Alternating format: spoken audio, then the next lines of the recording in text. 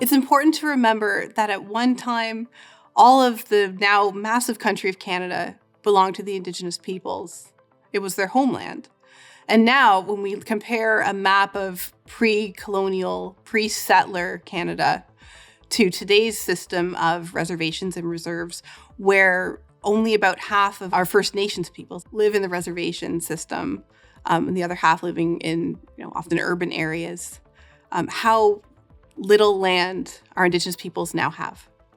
So in the 1850s in Canada, we have more of a kind of solidification and unification of provinces, of territories. And so we have what becomes Ontario and Quebec, probably the two most populated provinces now, are actually joined together as part of a means of really capitulating to popular requests for having a say for enfranchisement, but also for legal purposes and for security purposes.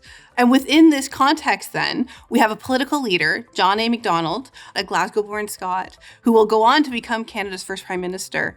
Under his government here in the province of Canada, which becomes Ontario and Quebec, we have the development of the Gradual Civilization Act. And that is an act that is specifically meant to promote assimilation of the Indigenous population, to ask Indigenous peoples or require of Indigenous peoples to give up rights to land, historic treaty rights, in return for a vote if they met certain qualifications, and in return for a set piece of land.